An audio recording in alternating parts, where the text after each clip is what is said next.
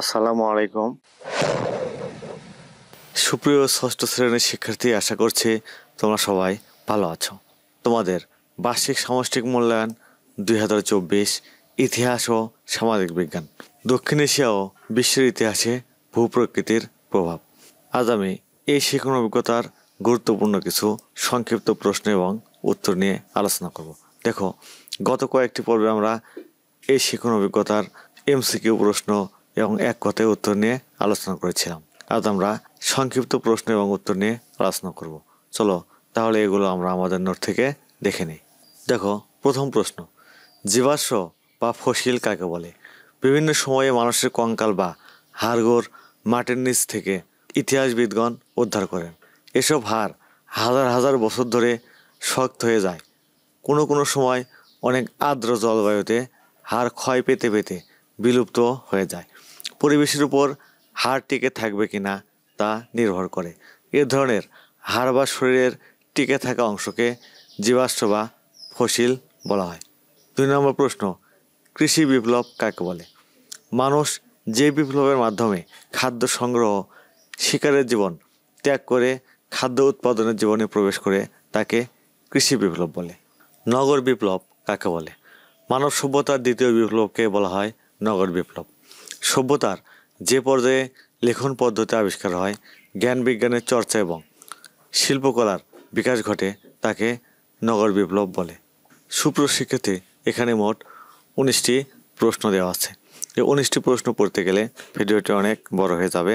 আমি এখানে প্রশ্ন বলে দিব, তোমরা উত্তরগুলো এখান থেকে দেখে নেবে। অভিবাসন বলতে কি বোঝায়? তোমরা উত্তর এখান থেকে দেখে নেবে।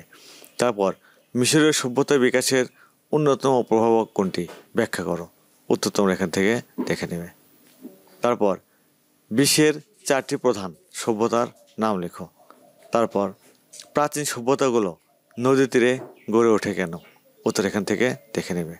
ইজিয়ান সভ্যতার পরিচয় দাও, সেটা এখান থেকে দেখে নেবে। তারপর, ইজিয়ান সভ্যতাকে কেন প্রাক ক্লাসিক্যাল বা আদি গ্রিক সভ্যতা বলা হয়? সেটার উত্তর এখান থেকে দেখে নেবে। হরপ্পা সভ্যতা শুধু নদী প্রভাবিত সভ্যতা নয় কেন? উত্তর এখান থেকে দেখে নেবে।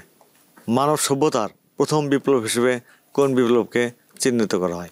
এই বিপ্লবের ফলে মানুষ কোন সুবিধা লাভ করে? সেটার উত্তর এখান থেকে দেখে নেবে। কোনটিকে মানব সভ্যতার দ্বিতীয় বিপ্লব বলা হয়? এই বিপ্লব সম্পর্কে তুমি কি জানো? উত্তর এখান থেকে দেখে নেবে।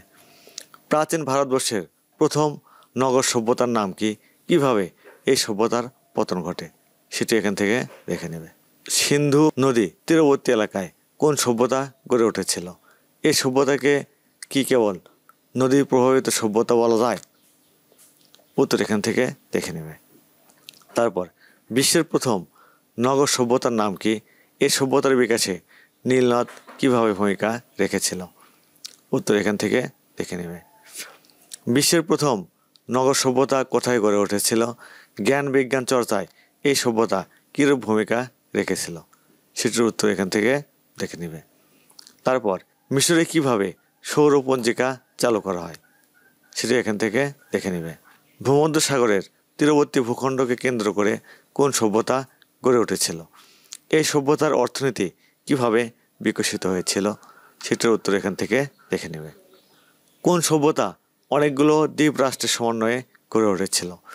এই সভ্যতায় ছোট ছোট নগর রাষ্ট্র গড়ে উঠেছিল কেন? উত্তর এখান থেকে দেখে নেবে। সুপ্রশিক্ষার্থী, এই গেল এই শিক্ষণ অভিজ্ঞতার গুরুত্বপূর্ণ 19টি সংক্ষিপ্ত প্রশ্ন এবং উত্তর। সুপ্রশিক্ষার্থী, তোমরা এখনও যারা সোহান অনলাইন স্কুল চ্যানেলটি সাবস্ক্রাইব করোনি, তারা প্লিজ সাবস্ক্রাইব করবে এবং ভিডিওতে লাইক দিয়ে দেবে। আজ তাহলে এখানে শেষ করছি। আল্লাহ হাফেজ।